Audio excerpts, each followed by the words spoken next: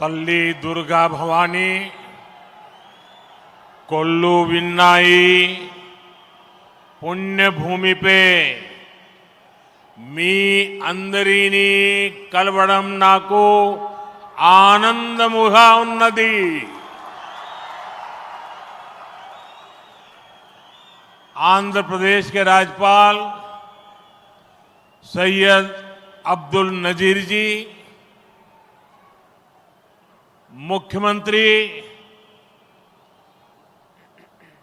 मेरे मित्र श्री चंद्रबाबू नायडू जी, केंद्रीय कैबिनेट के मेरे सहयोगी मंत्रीगण, डिप्टी सीएम ऊर्जावान पवन कल्याण जी, राज्य सरकार के मंत्रीगण, सभी सांसद और विधायकगण और आंध्र प्रदेश के मेरे प्यारे भाइयों और बहनों,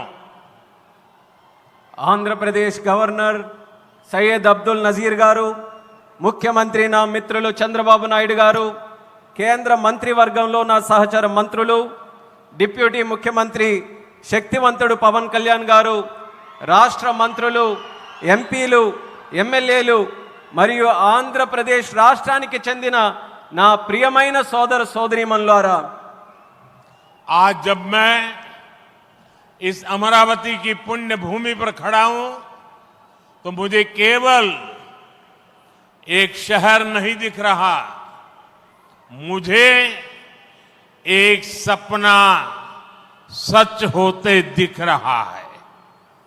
एक नया अमरावती, एक नया आंध्र।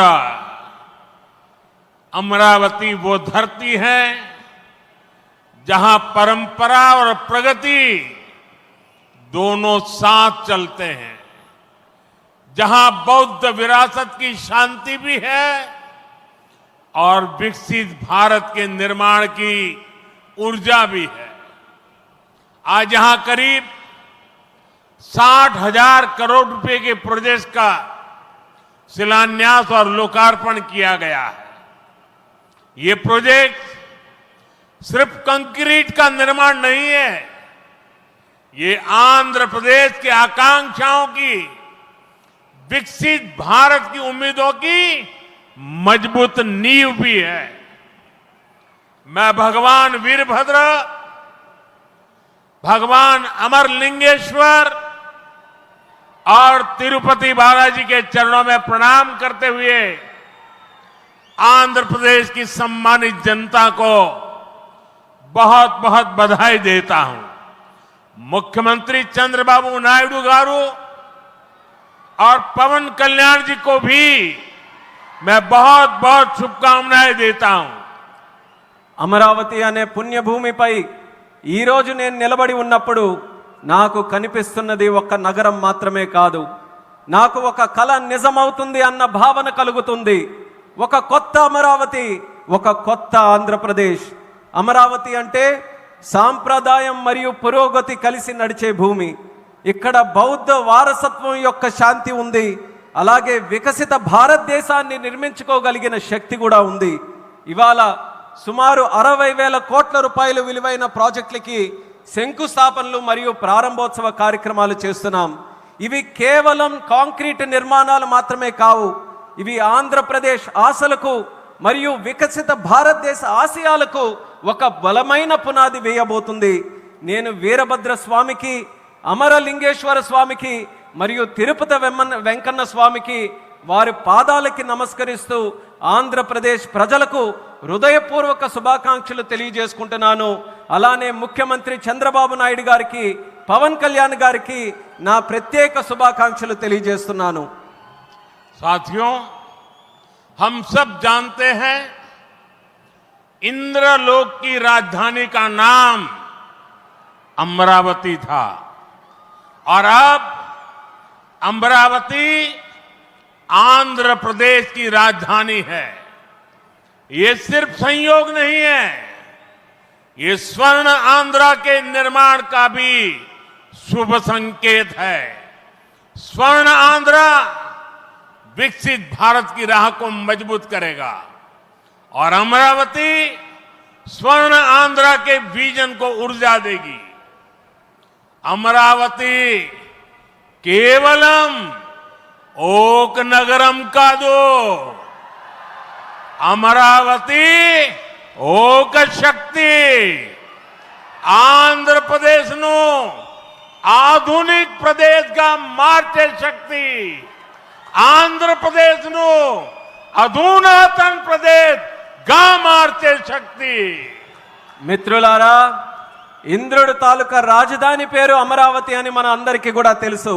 ఇప్పుడు అమరావతి మన ఆంధ్రప్రదేశ్ రాష్ట్రానికి రాజధానిగా నిలిచింది. ఇది కేవలం యాదృచ్ఛికం కాదు, ఇది స్వర్ణ ఆంధ్రప్రదేశ్ రాష్ట్ర నిర్మాణానికి శుభ సూచకం అనేది తెలియజేస్తున్నాను. స్వర్ణాంధ్ర వికసిత భారతదేశ సంకల్పానికి బలమిస్తుంది. అలానే అమరావతి మన స్వర్ణాంధ్ర విజన్ కు శక్తినిస్తుంది. అమరావతి అంటే కేవలం ఒక నగరం కాదు, అమరావతి ఒక శక్తి. ఆంధ్రప్రదేశ్ కు ఆధునిక ఆంధ్రప్రదేశ్ గా అధునాతన ఆంధ్రప్రదేశ్ గా మార్చే శక్తి అని తెలియజేస్తున్నాను. साथियों, अमरावती एक ऐसा शहर होगा जहां आंध्र प्रदेश के हर नौजवान के सपने साकार होंगे। Information technology, artificial intelligence, green energy, clean industry, शिक्षा और स्वास्थ्य आने वाले कुछ सालों में इन सारे सेक्टर्स में अमरावती एक लीडिंग सिटी बनकर खड़ा होगा। इन सारे सेक्टर्स के लिए जो भी इंफ्रास्ट्रक्चर जरूरी होगा, केंद्र सरकार उसे रिकॉर्ड स्पीड से पूरा करने में राज्य सरकार की पूरी मदद कर रही है। మిత్రులారా, అమరావతి అనేది ప్రతి ఆంధ్ర యువకుడి కలలు నిజమయ్యే నగరంగా తయారవబోతుంది.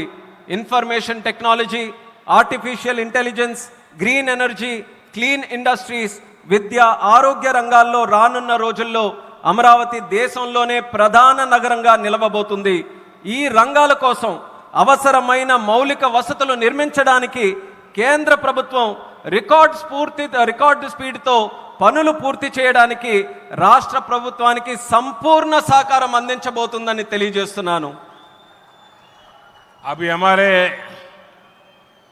चंद्रबाबू जी टेक्नोलॉजी को लेकर के मेरी भारी तारीफ कर रहे थे, लेकिन मैं आज एक रहस्य बता देता हूं।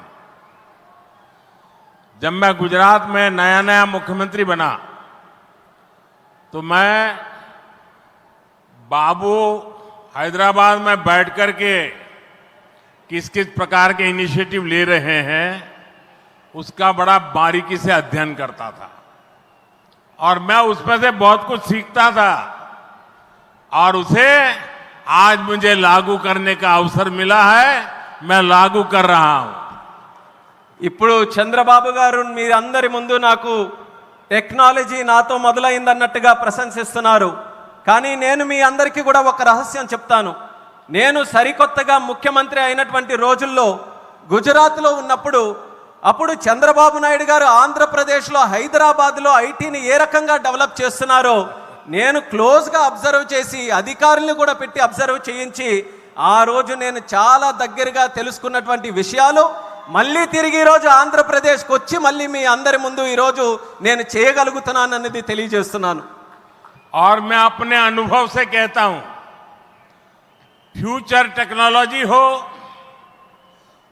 बहुत बड़े स्केल पर काम करना हो और जल्दी से इसे जमीन पर उतारना हो तो वो काम चंद्रबाबू उत्तम से उत्तम तरीके से कर सकते हैं.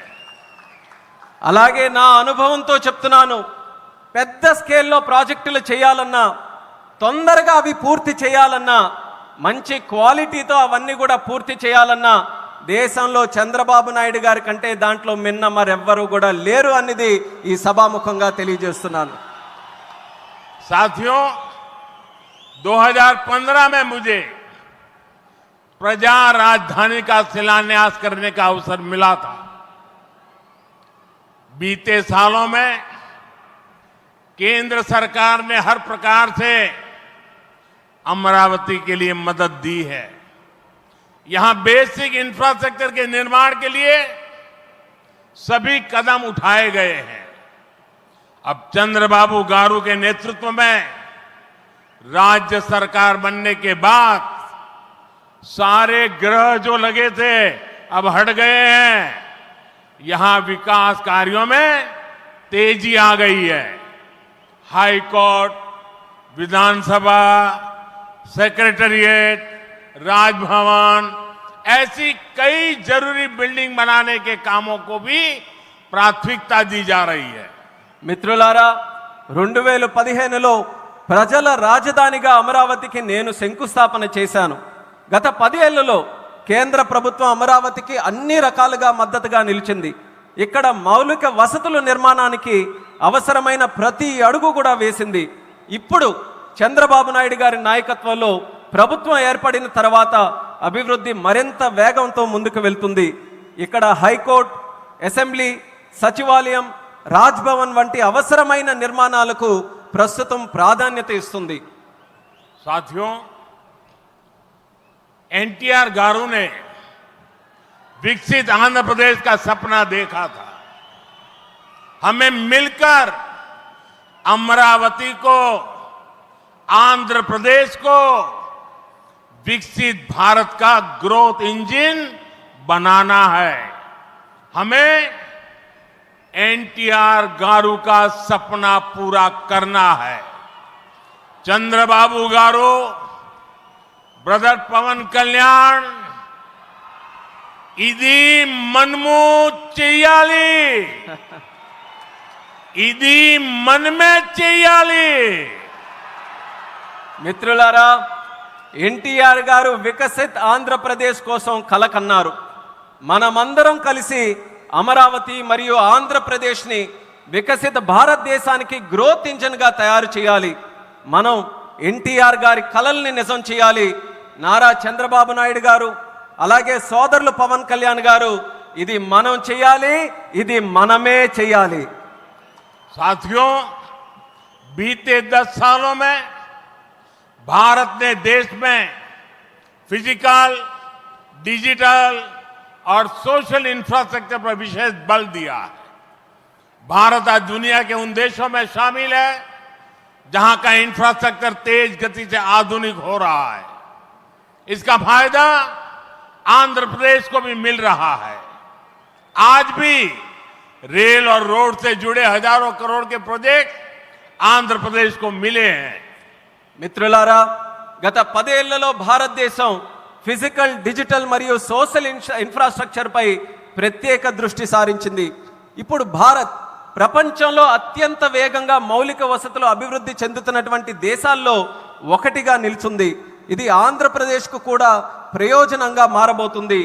ఈ రోజు కూడా రైల్ మరియు రోడ్డు ప్రాజెక్టులలో రాష్ట్రానికి వేల కోట్ల రూపాయలు కేంద్రం తరపున అందించడం జరుగుతుంది. यहां आंध्र प्रदेश में कनेक्टिविटी का नया अध्याय लिखा जा रहा है। इन प्रोजेक्ट से एक जिले से दूसरे जिले की कनेक्टिविटी बढ़ेगी, आसपास के राज्यों से कनेक्टिविटी बेहतर होगी। इससे किसानों के लिए बड़े बाजार तक फसल पहुंचाना आसान होगा और उद्योगों के लिए भी सुविधा होगी। टूरिज्म सेक्टर को और तीर्थ यात्राओं को बल मिलेगा।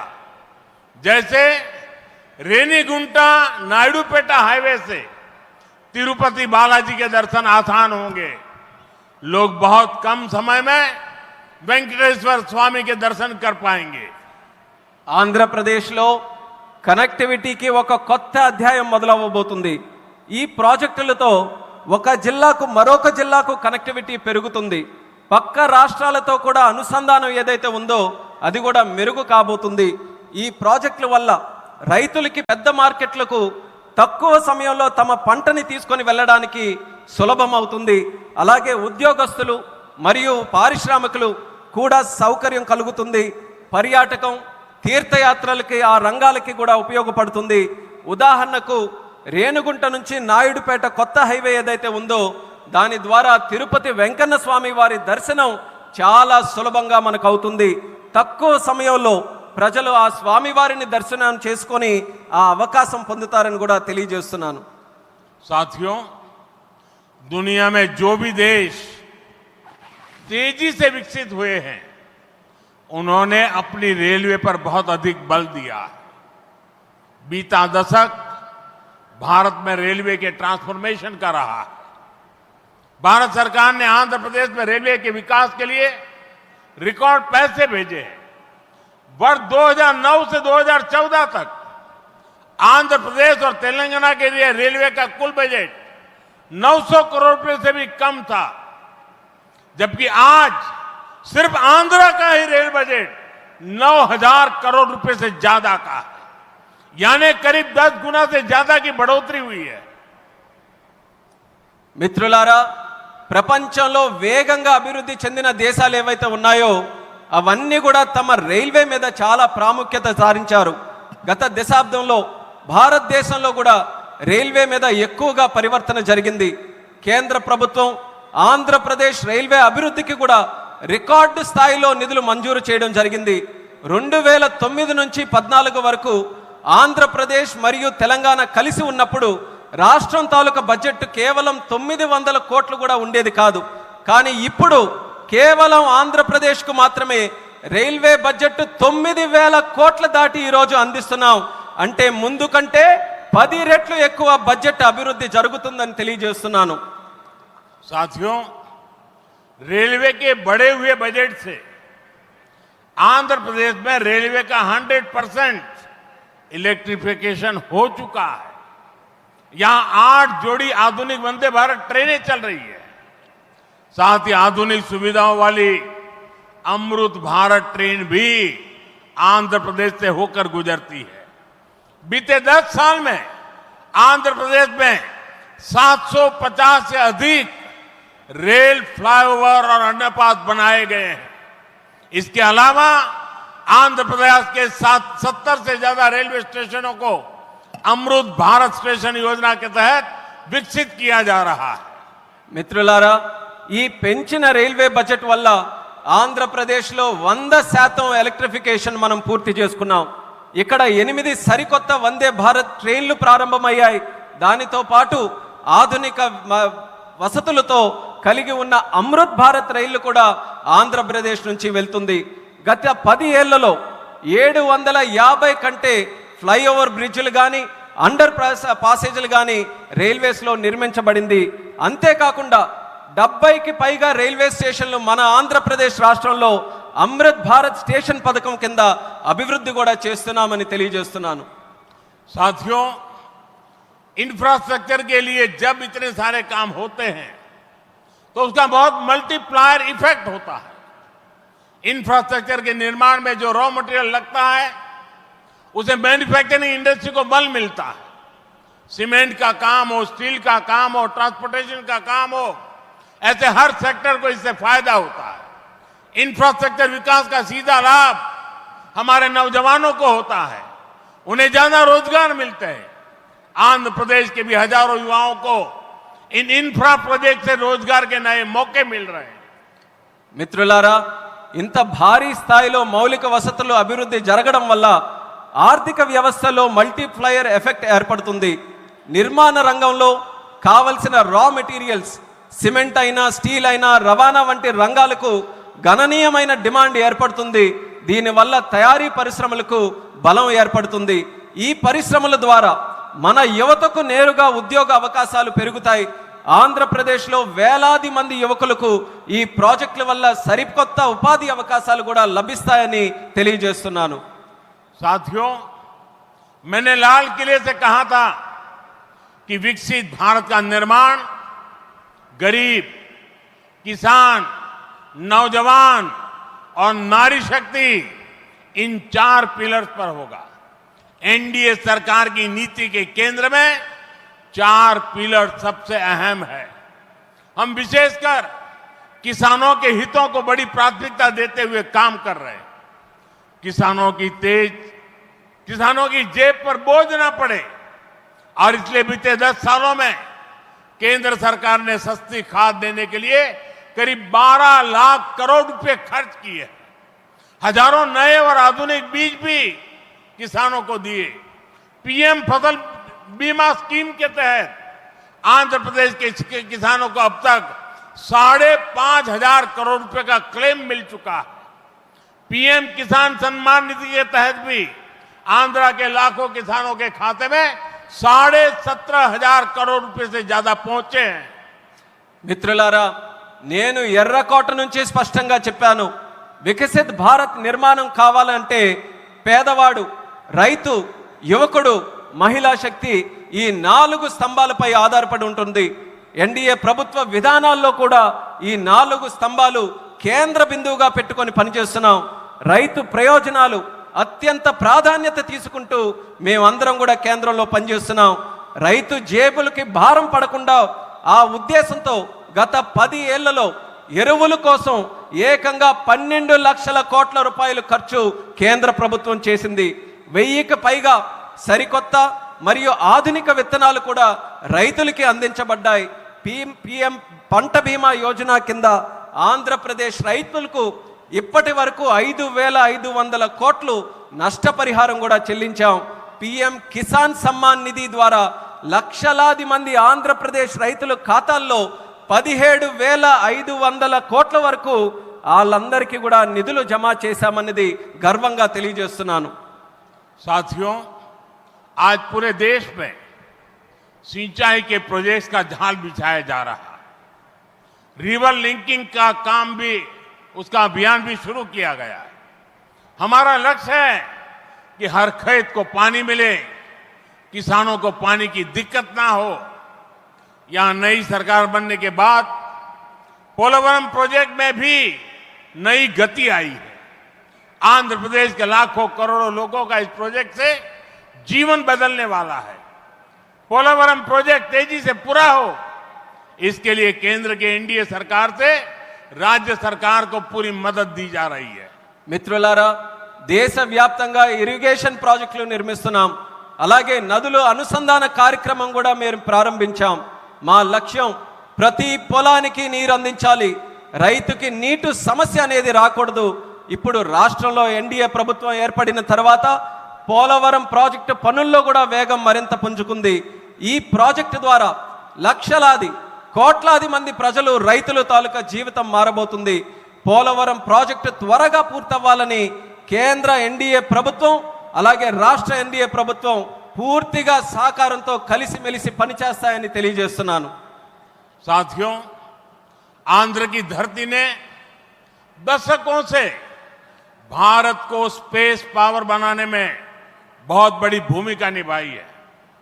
श्रीहरिकोटा से जब जब कोई मिशन लॉन्च होता है तो कोटि कोटि भारतीयों को गर्व से भर देता है. करोड़ों भारतीय नौजवानों को यह क्षेत्र स्पेस के प्रति आकर्षित करता रहा है.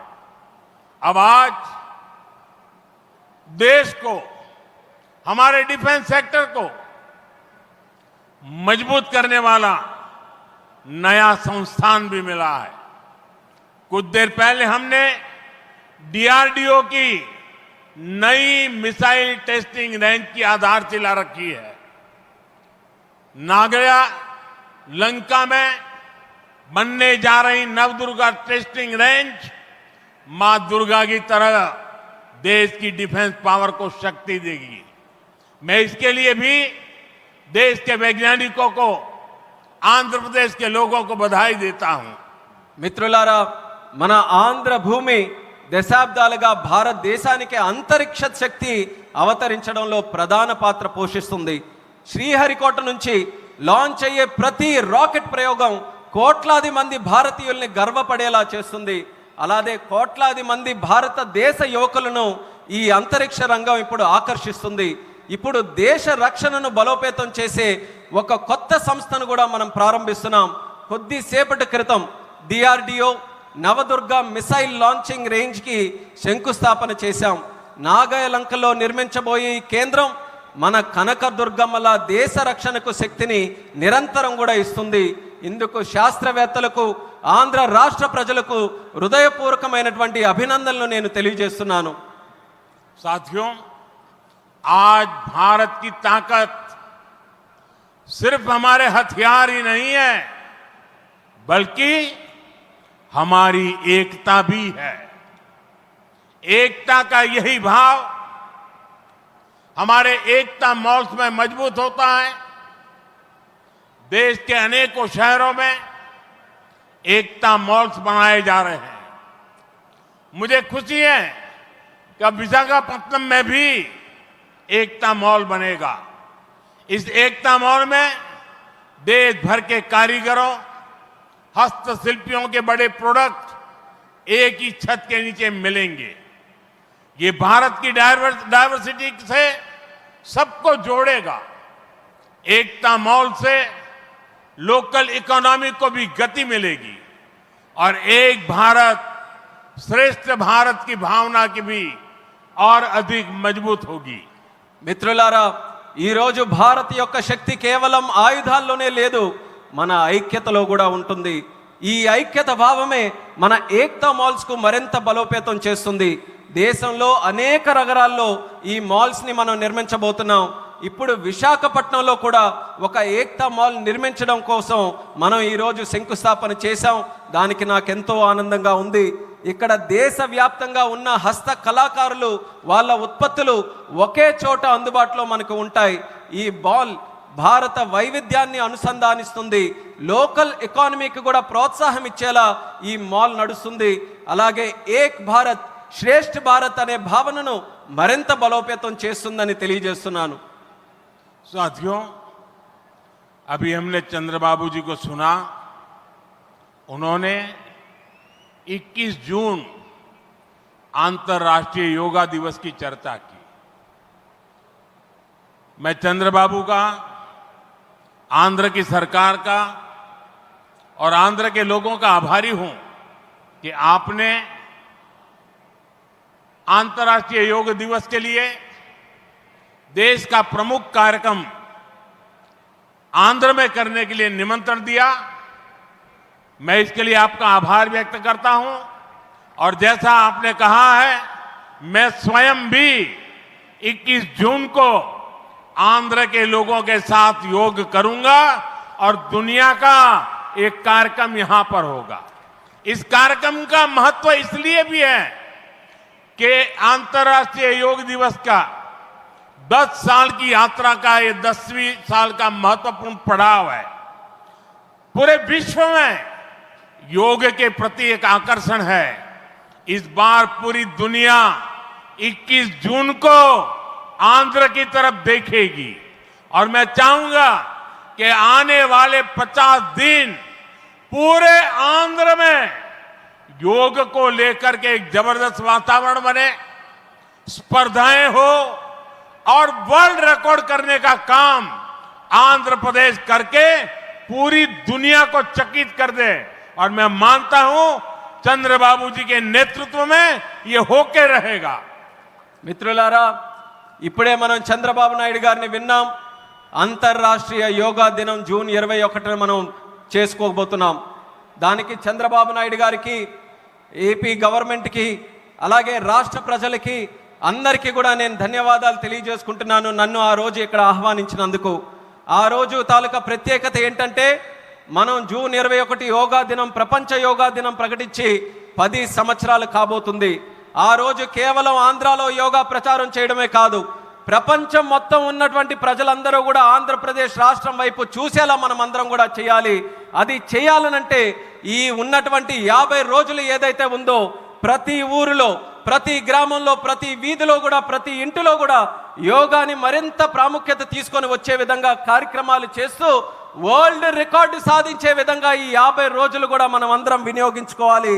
నాకు నమ్మకం ఉంది, చంద్రబాబు నాయుడు గారి తాలూకా నాయకత్వంలో అది ఖచ్చితంగా మనం సాధించగలగాం. అది మీరందరి తాలూకా సమక్షంలో విశాఖపట్నంలో ఏర్పాటు చేయబోయే యోగా కార్యక్రమంలో మీ అందరి ఆహ్వానం మేరకు నేను ఖచ్చితంగా వస్తాను. ఆ రోజు మనం అందరం కూడా కలిసి యోగా చేద్దాం. ఆ రోజు ప్రపంచం తాలూకా దృష్టి యోగా వైపు అలాగే భారతదేశం వైపు కూడా మళ్ళిద్దామని ఈ సభాముఖంగా తెలియజేసుకుంటున్నాను.